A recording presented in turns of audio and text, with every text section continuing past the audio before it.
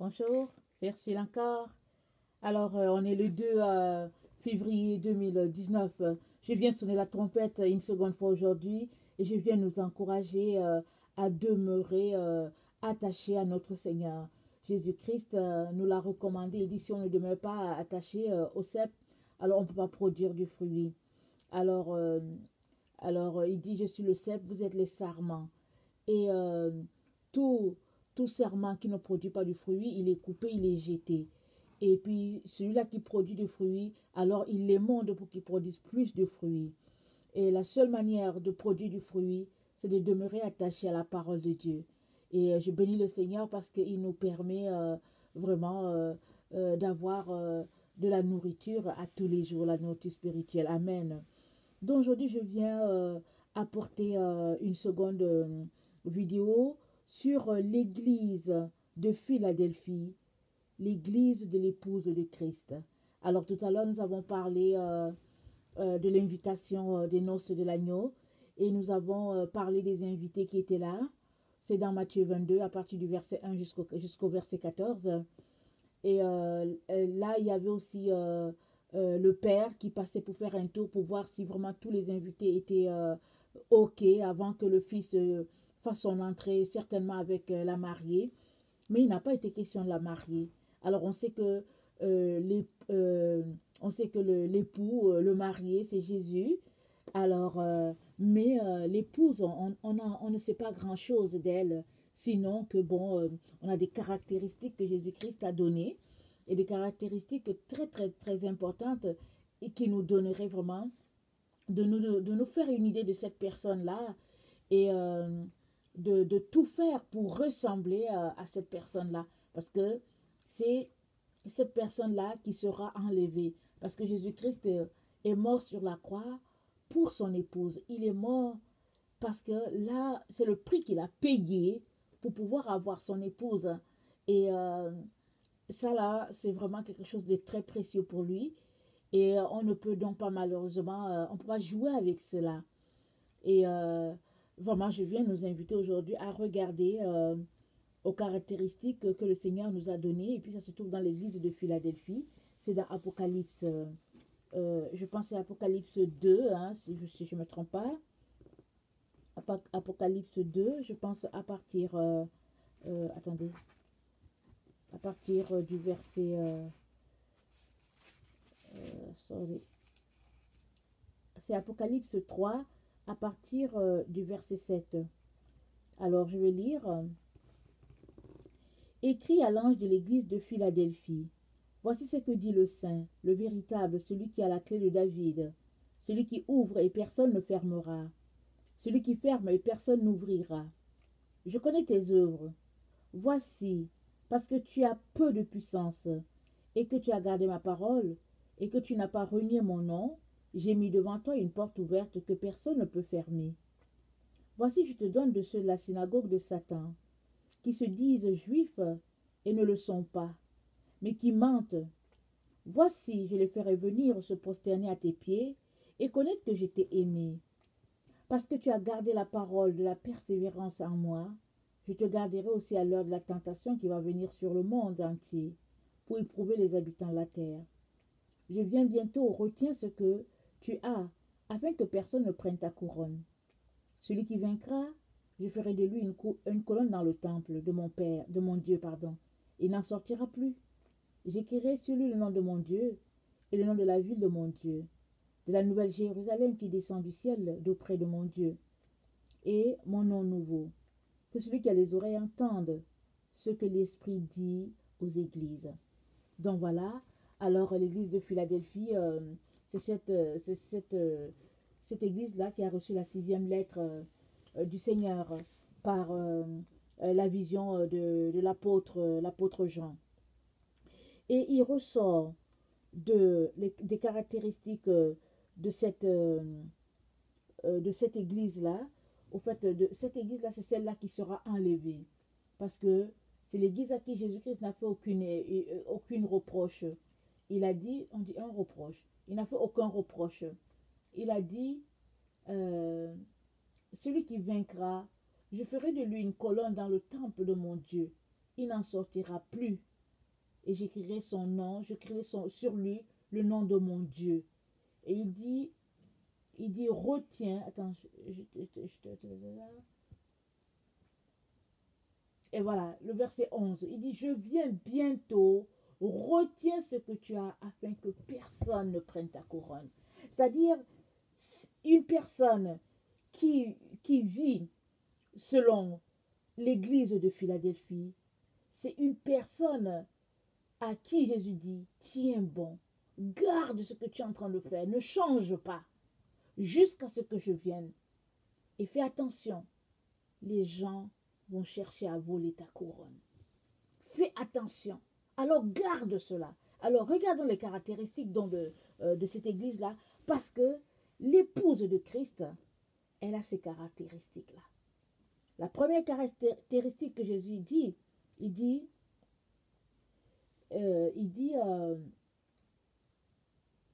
tu as peu de puissance.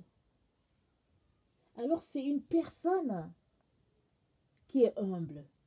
Parce que quand une personne a peu de puissance, c'est une personne qui se sent faible, qui est humble, qui dépend totalement de son Seigneur. Elle ne se pète pas les bretelles, elle ne gonfle pas sa poitrine en disant hey, moi je suis fort et puis ceci. Non, non, non. C'est une personne qui a peu de puissance. Elle est vraiment humble. C'est une personne qui est effacée, qui s'attend juste à son Dieu. Et puis, l'autre caractéristique, c'est une personne qui a gardé la parole de Dieu sans l'altérer. Parce que nous le savons tous de nos jours, en tout cas, l'évangile de Jésus est sous toutes les formes. Et si on veut avoir différentes formes, on sera servi. Ce n'est pas les formes qui manquent. Mais Jésus-Christ dit à l'église de Philadelphie, il dit, tu as gardé ma parole. Alors, regardons un peu les caractéristiques de quelqu'un qui garde la parole dans Galates 1, le verset 8 à 10. Galates 1.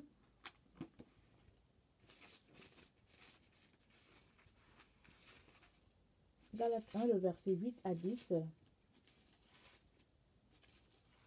Ça dit ceci.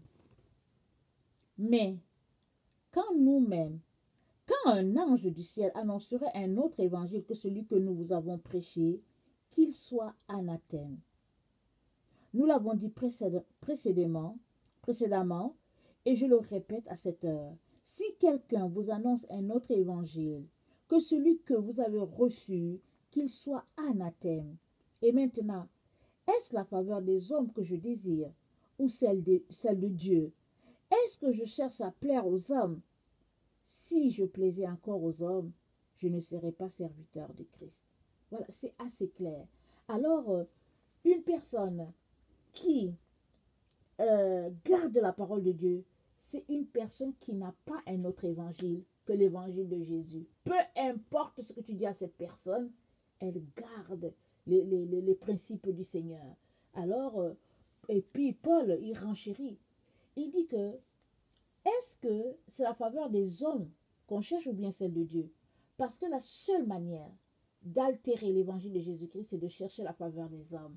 Parce que les hommes, ils ont une manière de voir les choses. Et l'homme naturel ne voit pas les choses de l'esprit.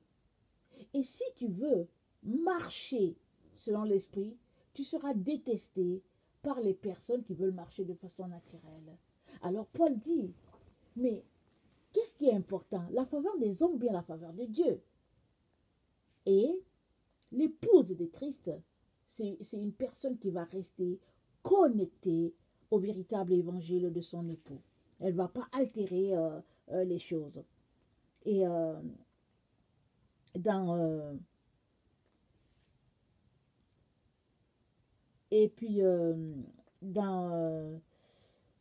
une autre caractéristique aussi, c'est que c'est une personne qui n'a pas renié la parole de Dieu. C'est ça qu'on vient de lire, n'est-ce pas? On l'a lu et il dit et que tu n'as pas renié mon nom. Alors, qu'est-ce que ça veut dire renier le nom du Seigneur? Nous savons que Pierre a renié le Seigneur Jésus-Christ pendant que Jésus-Christ était là à se faire interroger si c'était lui le Messie et tout. Et puis Pierre a dit, je ne connais pas cet homme. Mais nous nous souvenons que Pierre a pleuré amèrement et Pierre s'est repenti en pleurant. Il montrait sa repentance. Et quelque part, Jésus-Christ lui a demandé 3 fois, Pierre, est-ce que tu m'aimes? Et puis Pierre a répondu, oui, je t'aime, oui, je t'aime. Et effaçant ainsi tout ce qu'il avait dit du Seigneur Jésus. Et ça, c'est ce type de réuniment-là qui est vraiment visible de tous. On sait tous que Pierre a renié Jésus. Il n'avait pas cette force-là de se tenir devant pour dire que non, je le connais et tout ça. Ça, on connaît ce type de réuniment. Très souvent, souvent les enfants de Dieu font des efforts peut-être. Mais il y a l'autre réuniment qui est un réuniment très subtil. Et c'est d'altérer la parole de Dieu de façon très très subtile, comme si on voulait l'arranger. C'est comme si on veut arranger la parole de Dieu alors qu'on est en train de réunir le Seigneur. Parce que l'évangile de Jésus, la parole telle que Jésus-Christ l'a dite, elle ne peut pas être changée. Elle ne peut être présentée que dans l'esprit avec lequel Jésus-Christ a présenté sa parole. Et la seule manière de marcher selon les Écritures de Jésus, c'est de rester connecté à l'esprit. C'est l'esprit qui va te donner de marcher comme ça. Sinon, tu vas te retrouver à renier la parole. Alors, dans 2 Corinthiens 4, le verset 2, on a un exemple de reniement qui est un peu assez subtil. 2 Corinthiens 4, le verset 2. Alors, ça dit ceci. Nous rejetons les choses honteuses qui se font en secret. Nous n'avons point une conduite astucieuse et nous n'altérons point la parole de Dieu. Mais en publiant la vérité, nous nous recommandons à toute conscience d'homme devant Dieu. Donc voilà, il dit, nous n'altérons pas la parole de Dieu. Mais en publiant la vérité, nous nous recommandons à toute conscience d'homme devant Dieu. Ce n'est que par la vérité que tu ne renieras pas Jésus. Mais si dans ta vie, il y a un semblant de mensonge, ou un type de mensonge, ou une légère froideur par rapport à la parole de Dieu, tu es en train de renier le Seigneur Jésus. Même si tu ne veux pas que ça soit su, le Père le sait. Alors, ta conduite doit être une conduite droite devant le Seigneur. Même si les hommes te lancent les pierres, tu dois rester ferme dans la foi que tu confesses. 2 Timothée 2, 12 dit ceci. 2 Timothée 2, 12. 2 Timothée 2, 12. Je vais lire. Ça dit ceci. Si nous persévérons, nous régnerons aussi avec lui. Si nous le renions, lui aussi nous reniera. La seule manière de ne pas renier Jésus, c'est de persévérer dans sa parole. C'est de persévérer dans la vérité. Et Jésus-Christ présente les caractéristiques de son épouse. C'est-à-dire que si tu veux être enlevé, si tu veux te retrouver avec Jésus, si tu veux avoir la garantie, la certitude que quand Jésus viendra, tu feras partie du lot. Jésus te dit, comporte-toi comme se comportent les fidèles de l'église de Philadelphie. C'est vrai que ce n'est pas facile. Mais si tu restes attaché à ton Seigneur, il va te donner la grâce d'être triomphant parce qu'il a dit, qu'est-ce qu'il a dit? Il dit, parce que tu as gardé ma parole, je te garderai aussi à l'heure de la tentation qui va venir sur le monde afin d'éprouver les habitants de la terre. Alors, le secret est de garder la parole de Dieu. Et comment peut-on garder la parole de Dieu? C'est en la méditant. C'est en restant connecté à la parole. C'est de trouver toute occasion possible pour lire sa parole, pour demeurer là, au pied de la croix. C'est ça. C'est la seule façon. Il n'y a pas une autre manière. Il n'y a pas une autre manière.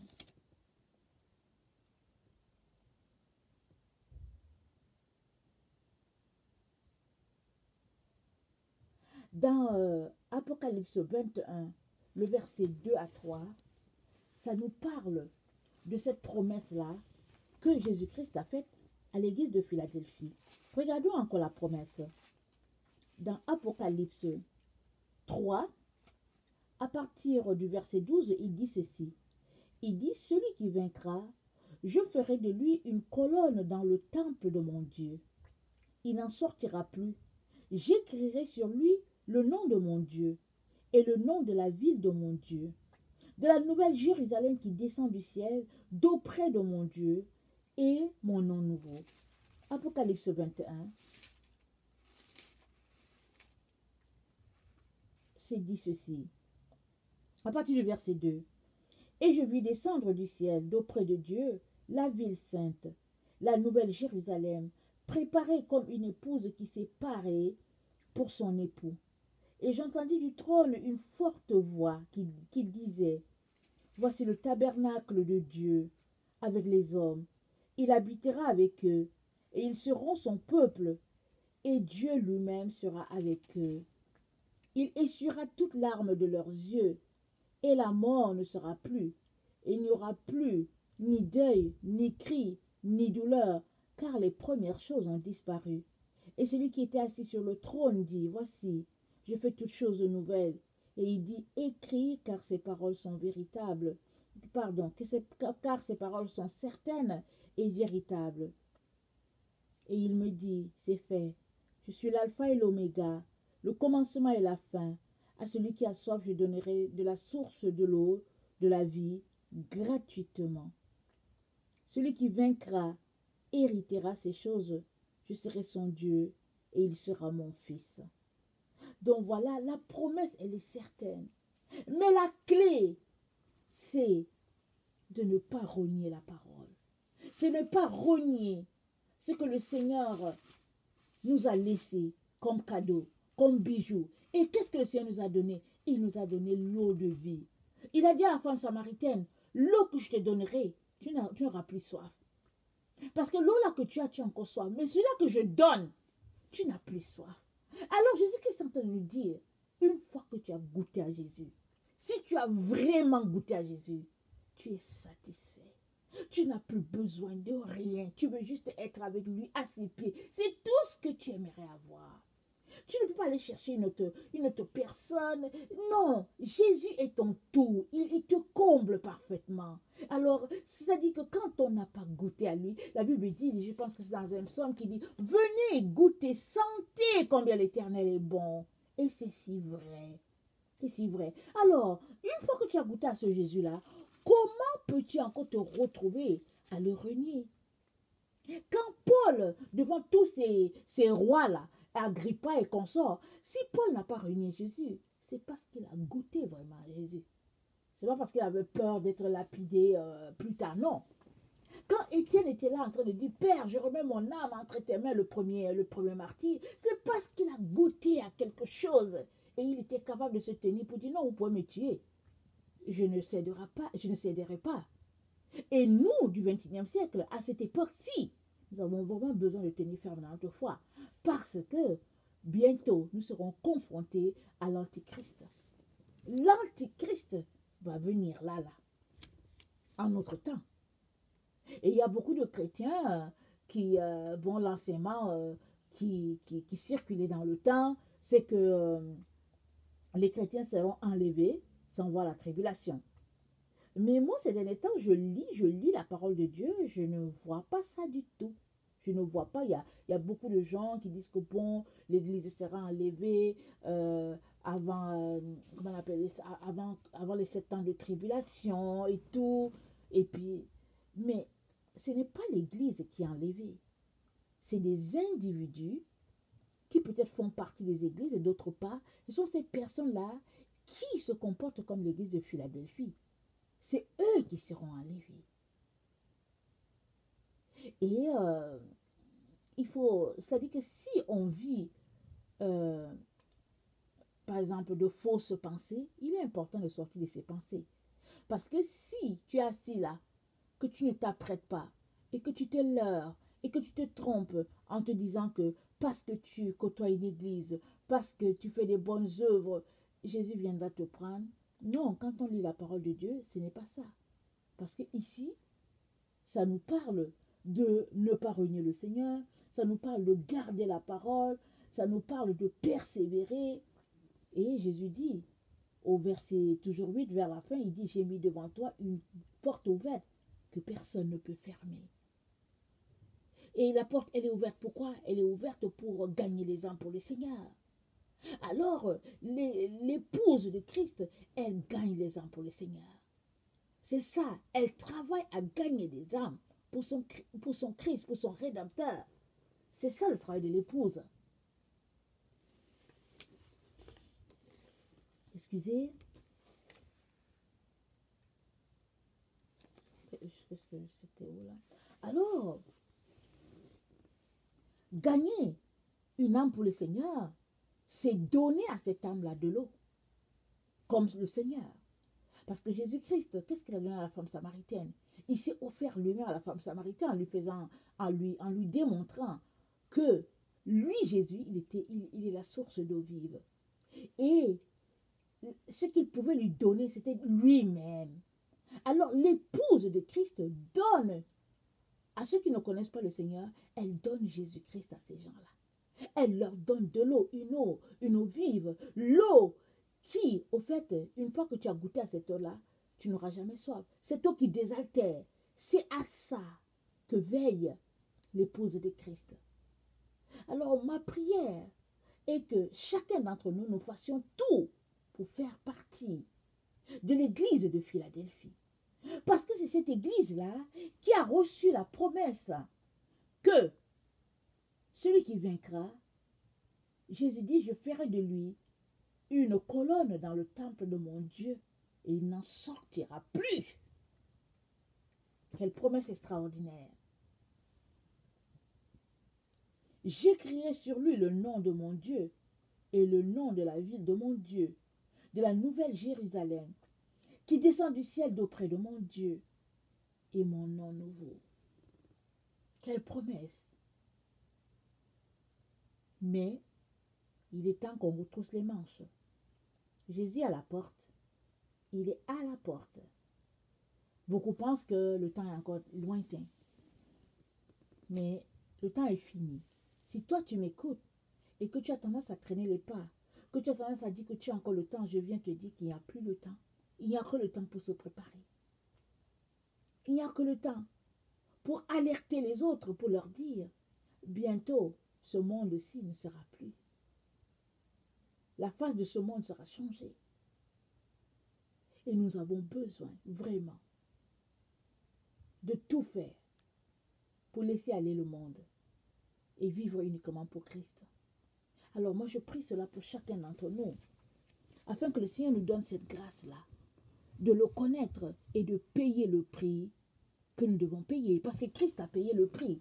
Il a payé le prix. Il a versé de son sang. Il s'est dit que son sang, c'était le prix pour notre rachat. Et nous, en retour, que faisons-nous? Si nous disons vraiment que nous l'avons accepté, nous sommes appelés à garder sa parole. C'est ça la preuve que nous l'avons accepté.